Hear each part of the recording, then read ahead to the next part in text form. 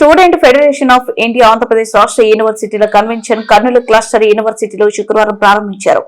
ఈ కార్యక్రమానికి రాష్ట్ర వ్యాప్తంగా విశ్వవిద్యాలయాల్లో చదువుతున్నటువంటి విద్యార్థి నాయకులు, ప్రతినిధులు పెద్ద ఎత్తున హాజరయ్యారు. కన్వెన్షన్ ప్రారంభానికి ముందు రాష్ట్ర అధ్యక్షుడు రామ్మోహన్ స్వాతంత్ర ప్రజాస్వామ్యం, సోషలిజం అనే లక్ష్యాలతో కూడిన ఎస్ఎఫ్ఐ జెండాని ఆవిష్కరించారు. అనంతరం ప్రారంభ సభ మొదలైంది. ముందుగా సంతాప తీర్మానాన్ని రాష్ట్ర ఉపాధ్యక్షుడు బి రవి ప్రవేశపెట్టారు. ఈ ప్రారంభ సభకి ముఖ్య అతిథులుగా మాజీ ఎస్ఎఫ్ఐ నాయకులు, మాజీ ఎమ్మెల్సీ కె లక్ష్మణరావు, ఎస్ఎఫ్ఐ అఖిల భారత ఉపాధ్యక్షులు శిల్ప హాజరు మాట్లాడారు. ఆంధ్రప్రదేశ్ రాష్ట్రంలో యూనివర్సిటీలో ఇప్పటికే 3,371 ప్రొఫెసర్ పోస్టులు ఖాళీగా ఉన్నాయని, అవి ప్రభుత్వం వెంటనే భర్తీ చేయాలని, రాష్ట్రంలో అన్ని యూనివర్సిటీలో విద్యార్థి సంఘాల ఎన్నికలు నిర్వహించాలని, యూనివర్సిటీలో ఉన్నటువంటి విద్యార్థులకు మౌలిక సదుపాయాలు కల్పించాలని, రీసెర్చ్ చేస్తున్నటువంటి విద్యార్థులకు ఫెలోషిప్ 20,000 వరకు ఇవ్వాలని, ముఖ్యంగా రాష్ట్రంలో అన్ని యూనివర్సిటీలో రోహిత్ వేముల చట్టాన్ని తీసుకురావాలన్నారు. కార్యక్రమంలో రాష్ట్ర కార్యదర్శి ప్రసన్న, సహాయ కార్యదర్శులు రంగప్ప, అక్బర్, రాము, జిల్లా అధ్యక్షుడు సాయి, గల్ఫ్ కన్వీనర్ సంయుక్త తదితరులు పాల్గొన్నారు.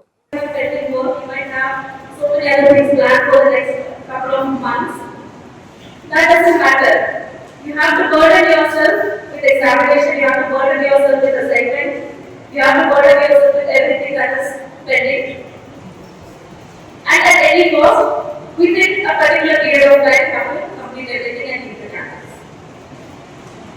This is the reality in which we are living. People who used to celebrate war as something that is not affecting us, is affected in a very drastic manner. The war has reached our classrooms, our mess, our hostel rooms, even in our homes.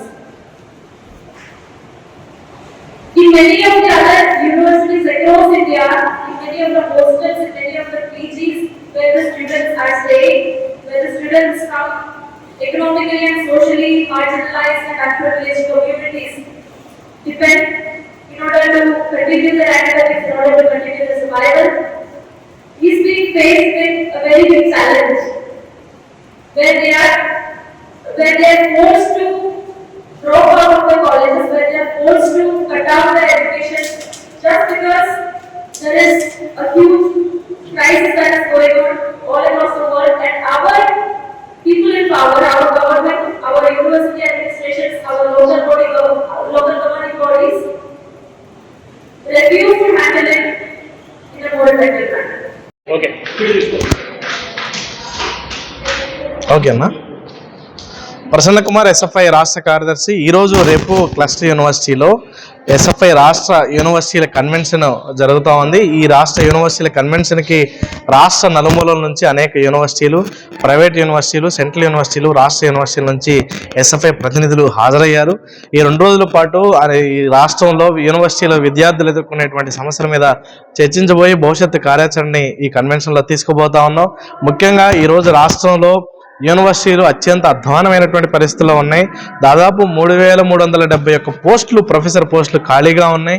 ఈ దసరా సందర్భంగా తీసినటువంటి job క్యాలెండర్లో లోకేష్ గారు 1,500 జాబులను release చేశారు. మొన్న అసెంబ్లీలో 100 రోజుల్లోనే 3,371 పోస్టులను భర్తీ చేసే బాధ్యత నేను తీసుకుంటాను అని ప్రకటించినటువంటి లోకేష్ గారు మొన్న రిలీజ్ చేసినటువంటి జాబ్ క్యాలెండర్లో 1,500 మాత్రమే రిలీజ్ చేయడం సిగ్గుచేటు. 3,371 పోస్టులు భర్తీ చేయాలని కూడా మేము డిమాండ్ చేస్తా ఉన్నాం. ప్రొఫెసర్లు లేక ఈరోజు యూనివర్సిటీల్లో కోర్సులు మూతవేస్తా ఉన్నారు. కనీసం నాణ్యమైనటువంటి విద్య ప్రశ్నార్థకంగా మారుతున్నటువంటి పరిస్థితి ఈరోజు యూనివర్సిటీలో ఉంది. డిపార్ట్మెంట్స్లో ఖాళీగా ఈగలు దొరుకుతున్నటువంటి పరిస్థితి ఈరోజు మన రాష్ట్ర యూనివర్సిటీలో ఉంది. ఓ పక్క ప్రభుత్వ యూనివర్సిటీలన్నీ నిర్వీర్యం అయిపోతూ ఉంటే, గత ప్రభుత్వం కానీ ఈ ప్రభుత్వం కానీ విధానాలతో నిర్వీర్యం చేస్తూ ఉంటే, మరో పక్క ప్రైవేట్ యూనివర్సిటీని పెంచి పోషిస్తూ ఉన్నారు. గత 6 సంవత్సరాల్లో మన రాష్ట్రంలో 9 ప్రైవేట్ యూనివర్సిటీలు వచ్చినాయి మన రాష్ట్రంలో. గతంలో మనం మోహన్ బాబు యూనివర్సిటీ ఘటన చూసాం. మా వాళ్ళని కిడ్నాప్ చేశారు, మా నాయకుల్ని.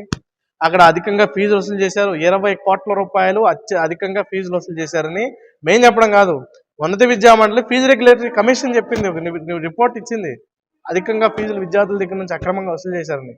ఈరోజు ఆ ఒక్క యూనివర్సిటీనే కాదు, ఈరోజు ఈ రాష్ట్రంలో ఉన్నటువంటి దాదాపు 14 ప్రైవేట్ యూనివర్సిటీలు మొత్తం అక్రమంగా ఫీజులు వసూలు చేస్తున్నారు. కనీసమైనటువంటి నిబంధనలు యూనివర్సిటీలు పాటించడం లేదు. ప్రైవేట్ యూనివర్సిటీలు అత్యంత అన్యాయంగా ఉంటా ఉన్నాయి యూనివర్సిటీలు. కాబట్టి ప్రభుత్వ యూనివర్సిటీలను ప్రోత్సహించాలి.